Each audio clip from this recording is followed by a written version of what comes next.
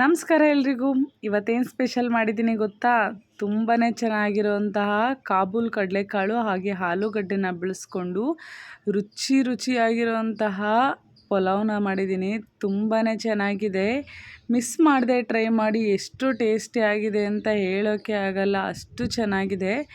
ಯಾವ ರೀತಿ ಮಾಡೋದಂತ ಸಿಂಪಲ್ಲಾಗಿ ಈ ರೆಸಿಪಿನ ಹೇಳ್ಕೊಡ್ತೀನಿ. ಹಾಗೆಯೇ ಪೂರ್ತಿ ವಿಡಿಯೋ ನೋಡಿಕೊಂಡು ನಾಳೆನೇ ಟ್ರೈ ಮಾಡಿ ಆಯಿತಾ? ಬನ್ನಿ ಯಾವ ರೀತಿ ಮಾಡೋದಂತ ನೋಡೋಣ. ಮೊದಲಿಗೆ ನಾನಿಲ್ಲಿ ಒಂದು 5 ಲೀಟ್ರ್ ಕುಕ್ಕರ್ಗೆ 1 ಸ್ಪೂನ್ ಆಗೋಷ್ಟು ತುಪ್ಪ ಹಾಗೆ ಒಂದು 4 ಸ್ಪೂನ್ ಆಗೋಷ್ಟು ಎಣ್ಣೆನ ಕಾಯೋದಕ್ಕೆ ಇಡ್ತಾ ಇದ್ದೀನಿ. ನಂತರ ಸಿಂಪಲ್ ಆದಂತಹ ಪಲಾವ್ ಎಲೆ ಹಾಗೆ 2 ಲವಂಗ, 1 ಏಲಕ್ಕಿ, ಸ್ವಲ್ಪ ಡ್ರೈ ಕಸ್ತೂರಿ ಮೆಥಿ, 2 ಚಕ್ಕೆ ಹಾಗೆ ಸೋಂಪು ಕಾಳನ್ನ ಹಾಕ್ಕೊಂಡಿದ್ದೀನಿ ಅಷ್ಟೇ. ಒಂದೇ ಒಂದು ಚಕ್ರ ಮೊಗ್ಗನ್ನ ಹಾಕ್ಕೊಂಡು ಫ್ಲೇವರ್ ಎಲ್ಲ ಬಿಡೋ ತನಕ ಚೆನ್ನಾಗಿ ಮಿಕ್ಸ್ ಮಾಡ್ಕೊತಾ ಇದ್ದೀನಿ. ನಂತರ ಇದಕ್ಕೆ ಒಂದು 5 ರಿಂದ 6 ಹಸಿರು ಮೆಣಸಿನಕಾಯಿನ 2 ಭಾಗ ಮಾಡಿಕೊಂಡು ಅದನ್ನು ಕೂಡ ಹಾಕ್ಕೊಂಡು ಸ್ವಲ್ಪ ಹಾಗೇ ಫ್ರೈ ಮಾಡ್ಕೊತಾ ಇದ್ದೀನಿ. ಸ್ವಲ್ಪ ಹಸಿರು ಮೆಣಸಿನ್ಕಾಯಲ್ಲಿರೋ ಫ್ಲೇವರ್ ಎಲ್ಲ ಬಿಡ್ಕೊಂಡ್ರೆ ಸಾಕು. ನಂತರ ನಾನಿಲ್ಲಿ 2 ಈರುಳ್ಳಿ, ಮೀಡಿಯಮ್ ಸೈಜ್ ಈರುಳ್ಳಿನ ನಾರ್ಮಲ್ಲಾಗಿ ಉದ್ದುದ್ದಾಗಿ ಕಟ್ ಮಾಡ್ಕೊಂಡು ಹಾಕ್ಕೊಂಡಿದ್ದೀನಿ. ಸ್ವಲ್ಪ ಗೋಲ್ಡನ್ ಕಲರ್ ಬರೋವರೆಗೂ ಅಷ್ಟೇ, ಜಾಸ್ತಿ ಸ್ವಲ್ಪ ಚೆನ್ನಾಗಿ ಗೋಲ್ಡನ್ ಕಲರ್ ಆಗಿ ಫ್ರೈ ಮಾಡಿಕೊಂಡ್ರೆ ಸಾಕು, ಜಾಸ್ತಿ ಏನು ಬೇಡ. ಬೇಗನೆ ಸ್ವಲ್ಪ ಈರುಳ್ಳಿ ಸಾಫ್ಟ್ ಆಗೋದಕ್ಕೆ ಒಂದು ಅರ್ಧ ಸ್ಪೂನ್ ಆಗುವಷ್ಟು ಪುಡಿ ಉಪ್ಪನ್ನ ಹಾಕ್ಕೊಂಡು ಚೆನ್ನಾಗಿ ಮಿಕ್ಸ್ ಮಾಡ್ಕೊಳ್ಳಿ. ಆಗ ಬೇಗನೆ ಸಾಫ್ಟಾಗಿ ಕ್ರಂಚಿಯಾಗಿ ಬೆಂದ್ಬಿಡುತ್ತೆ. ನಂತರ ಇದಕ್ಕೆ ನಾನಿಲ್ಲಿ ಸ್ವಲ್ಪ ಶುಂಠಿ ಹಾಗೆ ಬೆಳ್ಳುಳ್ಳಿನ ಜಜ್ಕೊಂಡಿದ್ದೀನಿ, ಪೇಸ್ಟ್ ಮಾಡ್ಕೊಂಡಿಲ್ಲ. ಹಾಗೆಯೇ ಇದು ಫ್ಲೇವರು ಈಗ ಹಾಕ್ಕೊಳೋದ್ರಿಂದ ಟೇಸ್ಟ್ ಚೆನ್ನಾಗಿ ಡಿಫ್ರೆಂಟ್ ಫ್ಲೇವರ್ ಬರುತ್ತೆ. ಹಾಗಾಗಿ ಹೊಸ ರೆಸಿಪಿ ಥರ ತೋರಿಸ್ತಾ ಇದ್ದೀನಿ. ನೀವು ಈ ರೆಸಿಪಿ ಮಾಡುವಾಗ ಶುಂಠಿ ಬೆಳ್ಳುಳ್ಳಿನ ಸುಮ್ಮನೆ ಹಾಗೆಯೇ ಜಜ್ಕೊಂಡು ಹಾಕ್ಕೊಳ್ಳಿ, ಫ್ಲೇವರ್ ತುಂಬಾ ಚೆನ್ನಾಗಿರುತ್ತೆ. ಇದು ಸ್ವಲ್ಪ ಹಸಿ ಸ್ಮೆಲ್ಲೆಲ್ಲ ಹೋಗೋವರೆಗೂ ಚೆನ್ನಾಗಿ ಮಿಕ್ಸ್ ಮಾಡ್ಕೋಬೇಕು. ನಂತರ ಒಂದು ಅರ್ಧ ಸ್ಪೂನ್ ಆಗುವಷ್ಟು ಗರಂ ಮಸಾಲಾನ ಹಾಕ್ಕೊಳ್ಳಿ. ಗರಂ ಮಸಾಲ ಹಾಕ್ಕೊಂಡು ಚೆನ್ನಾಗಿ ಮಿಕ್ಸ್ ಮಾಡಿಕೊಂಡು ಫ್ಲೇವರ್ ಗರಂ ಮಸಾಲದ ಫ್ಲೇವರ್ ಎಲ್ಲ ಬರುತ್ತಲ್ಲ, ಆ ರೀತಿ ಬರೋವರೆಗೂ ಚೆನ್ನಾಗಿ ಮಿಕ್ಸ್ ಮಾಡ್ಕೊಳ್ಳಿ. ನಂತರ ನಾನು ಇದಕ್ಕೆ 2 ಟೊಮೊಟೊನ ಚಿಕ್ಕದಾಗಿ ಕಟ್ ಮಾಡ್ಕೊಂಡಿದ್ದೀನಿ. ಜಾಸ್ತಿ ಹಣ್ಣಾಗಿರೋ ಟೊಮೊಟೊನ ತಗೊಳ್ಳಿ, ಕಲರ್ ತುಂಬಾ ಚೆನ್ನಾಗಿ ಬರುತ್ತೆ. ಇದನ್ನು ಇವಾಗ ಚೆನ್ನಾಗಿ ಮಿಕ್ಸ್ ಮಾಡಿಕೊಂಡು ಸ್ವಲ್ಪ ಸಾಫ್ಟ್ ಆಗಬೇಕಷ್ಟೇ, ಜಾಸ್ತಿ ಏನು ಬೇಡ. ಸಾಫ್ಟ್ ಆದ್ರೇ ಆಟೋಮೆಟಿಕ್ ಚೆನ್ನಾಗಿ ಬೆಂದ್ಬಿಡುತ್ತೆ. ಒಂದು 1/4 ಸ್ಪೂನ್ ಆಗುವಷ್ಟು ಅರಿಶಿನ ಪುಡಿನ ಹಾಕ್ಕೊಂಡು ಚೆನ್ನಾಗಿ ಮಿಕ್ಸ್ ಮಾಡ್ಕೊಳ್ಳಿ, ಚೆನ್ನಾಗಿ ಕಲರ್ ಹಿಡ್ಕೊಳ್ಳುತ್ತೆ. ನಂತರ ಇದಕ್ಕೆ 1 ಹಿಡಿ ಆಗುವಷ್ಟು ಸಾಂಬಾರು ಸೊಪ್ಪು, 1 ಹಿಡಿ ಆಗುವಷ್ಟು ಪುದೀನನ ಹಾಕ್ಕೊಂಡು ಚೆನ್ನಾಗಿ ಮಿಕ್ಸ್ ಮಾಡ್ಕೊಳ್ಳಿ. ಇದರಲ್ಲೆಲ್ಲ ಸ್ವಲ್ಪ ಸಾಫ್ಟಾಗಿ ಬೆಂದರೆ ಸಾಕು. ಬೆಂದಾದಮೇಲೆ ನಾವು ಇದಕ್ಕೆ ಸ್ವಲ್ಪ ಅನ್ನ ಚೆನ್ನಾಗಿ ಉಡಿ ಬರಬೇಕಲ್ಲ, ಹಾಗಾಗಿ ನಾವು ಇದಕ್ಕೆ ಮೊಸರನ್ನ ಬಳಸ್ಕೊಂಡ್ರೆ ಅನ್ನ ಚೆನ್ನಾಗಿ ಬರುತ್ತೆ, ಹಾಗೆ ಫ್ಲೇವರ್ ಕೂಡ ಚೆನ್ನಾಗಿರುತ್ತೆ.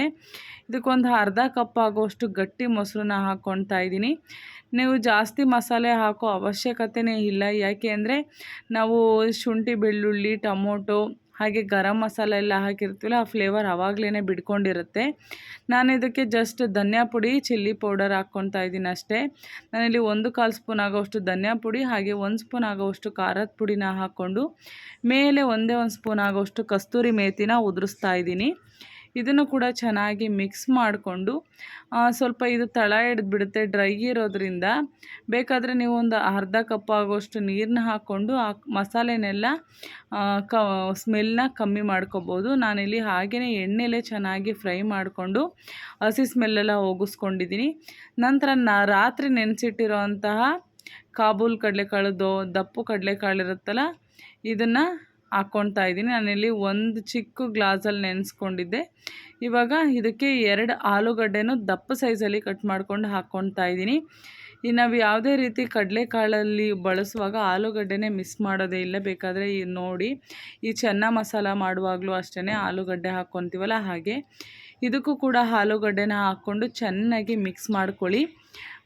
ಮಿಕ್ಸ್ ಮಾಡ್ಕೊಂಡು ಆದಮೇಲೆ ನಿಮಗೆ ಇದಕ್ಕೆ ಕನ್ಸಿಸ್ಟೆನ್ಸಿ ಎಷ್ಟು ಬೇಕೋ ಅಷ್ಟನ್ನ ನೀರನ್ನ ಹಾಕ್ಕೊಳ್ಳಿ. ಅದಕ್ಕೂ ಮುಂಚೆ ಒಂದು ಹಾಫ್ ಲೆಮನ್ನ ರಸ ಹಾಕ್ಕೊಳ್ಳಿ. ಚೆನ್ನಾಗಿ ಹಿಂಡ್ಕೊಂಡು ಒಂದು ಮೀಡಿಯಮ್ ಸೈಜ್ ಲೆಮನ್ ಹಾಕ್ಕೊಂಡ್ರೆ ಸಾಕು. ನಂತರ ಇದನ್ನು ಒಂದು ಸಲ ಚೆನ್ನಾಗಿ ಮಿಕ್ಸ್ ಮಾಡ್ಕೊಳ್ಳಿ. ಮಿಕ್ಸ್ ಮಾಡ್ಕೊಂಡು ನಂತರ ನಿಮಗೆ ಕನ್ಸಿಸ್ಟೆನ್ಸಿ ಎಷ್ಟು ಬೇಕೋ ಅಷ್ಟು ನೀರನ್ನ ಹಾಕ್ಕೊಳ್ಳಿ. ನಾನಿಲ್ಲಿ 1.5 ಕಪ್ ಆಗೋವಷ್ಟು ಸೋನಾ ಅಕ್ಕಿನ ತಗೊಳ್ತಾ ಇದ್ದೀನಿ. ಅದಕ್ಕೆ ನಾನಿಲ್ಲಿ 3 ಕಪ್ ಆಗೋವಷ್ಟು ನೀರನ್ನ ಹಾಕ್ಕೊತಾ ಇದ್ದೀನಿ.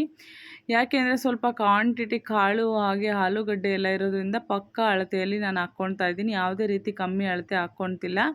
ಇವಾಗ ಇದನ್ನು ಚೆನ್ನಾಗಿ ಮಿಕ್ಸ್ ಮಾಡಿ ಒಂದ್ಸಲ ನೀರೆಲ್ಲ ಚೆನ್ನಾಗಿ ಕುದಿ ಬರಬೇಕು. ಅಲ್ಲಿವರೆಗೂ ನಾವು ಅಕ್ಕಿನ ಹಾಕೋದಕ್ಕೆ ಹೋಗಬಾರ್ದು. ಇವಾಗ ರುಚಿಗೆ ಎಷ್ಟು ಬೇಕು ಅಷ್ಟು ನಾವು ಉಪ್ಪನ್ನ ನೋಡಿಕೊಂಡು ಚೆನ್ನಾಗಿ ಒಂದ್ಸಲ ತಿರುಗಿಸಾದ್ಮೇಲೆ ಕುಕ್ಕರ್ ಕ್ಯಾಪ್ ಮೇಲೆ ಕ್ಲೋಸ್ ಮಾಡಿ ಸ್ವಲ್ಪ ನೀರು ಚೆನ್ನಾಗಿ ಕುದೀತಾ ಇದೆ ಅನಿಸಿದಾಗ ತೆಗೆದ್ಬಿಟ್ಟು ಚೆನ್ನಾಗಿ ಒಂದ್ಸಲ ತಿರುಗಿಸ್ಕೊಂಡು ಆದಮೇಲೆ ನೆನೆಸಿಟ್ಟಿರೋ ಅಂತಹ ಅಕ್ಕಿನ ಹಾಕ್ಕೊಳ್ಳಿ. ನಾನಿಲ್ಲಿ ಒಂದು 10 ನಿಮಿಷ ಆಗುವಷ್ಟು ಅಕ್ಕಿನ ನೆನೆಸಿಟ್ಟಿದ್ದೆ. ನೆನೆಸಿಟ್ಟಿರೋ ಅಕ್ಕಿನ ಹಾಕ್ಕೊಂಡು ಒಂದ್ಸಲ ತಿರುಗಿಸ್ಕೊಂಡು ಮತ್ತೆ ಕುಕ್ಕರ್ ಕ್ಯಾಪ್ನ ಕ್ಲೋಸ್ ಮಾಡಿ ಕಂಪ್ಲೀಟಾಗಿ ಇದು ನೀರೆಲ್ಲ ಕುದಿ ಬರಬೇಕು ಮೇಲೆ, ಅಲ್ಲಿವರೆಗೂ ಚೆನ್ನಾಗಿ ಕುದಿಸ್ಕೊಳ್ಳಿ. ಇವಾಗ ನೋಡಿ ಈ ರೀತಿ ಕುದ್ರೆ ಸಾಕು. ಒಂದ್ಸಲ ತಳ ಹಿಡಿದಿರೋ ರೀತಿ ತಳ ಎಲ್ಲ ತಿರುಗಿಸ್ಕೊಂಡು ಆದಮೇಲೆ ಇದನ್ನು ಕಂಪ್ಲೀಟಾಗಿ ಕುಕ್ಕರ್ ಕ್ಯಾಪ್ನ ಕ್ಲೋಸ್ ಮಾಡಿ ಜಸ್ಟ್ 2 ವಿಷಲ್ನ ಕೂಗಿಸ್ಕೊಳ್ಳಿ. 2 ವಿಷಲ್ ಕೂಗಿಸ್ಕೊಂಡ್ರೆ ಪರ್ಫೆಕ್ಟಾಗಿ ಬರುತ್ತೆ. ಇವಾಗ 2 ವಿಷಲ್ ಕೂಗಿಸ್ಕೊಂಡು ತೆಗಿತಾ ಇದ್ದೀನಿ. ನೋಡಿ ಎಷ್ಟು ಸಕ್ಕತ್ತಾಗಿ ಕಾಣ್ತಾ ಇದೆ. ಸ್ವಲ್ಪನೂ ನೀರಿಲ್ಲ, ಅಷ್ಟು ಸಕ್ಕತ್ತಾಗಿ ಬಂದಿದೆ. ಫ್ಲೇವರ್ ತುಂಬಾ ಚೆನ್ನಾಗಿದೆ. ಈ ರೀತಿ ಪಲಾವ್ನ ಮಾಡಿಕೊಟ್ರೆ ಮನೇಲಂತೂ ತುಂಬಾ ಇಷ್ಟಪಟ್ಟು ತಿಂತಾರೆ, ಅಷ್ಟು ಚೆನ್ನಾಗಿರುತ್ತೆ.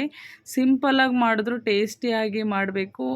ಈ ಒಂದು ರೆಸಿಪಿನ ಮಿಸ್ ಮಾಡದೆ ನೋಡಿಕೊಂಡು ಮಾಡ್ಕೊಳ್ಳಿ, ತುಂಬಾ ಚೆನ್ನಾಗಿರುತ್ತೆ. ಈ ವಿಡಿಯೋ ನಿಮಗೇನಾದರೂ ಇಷ್ಟ ಆದರೆ ಮಿಸ್ ಮಾಡದೆ ನನ್ನ ಚಾನಲ್ನ ಸಬ್ಸ್ಕ್ರೈಬ್ ಮಾಡಿ. Thank you for watching.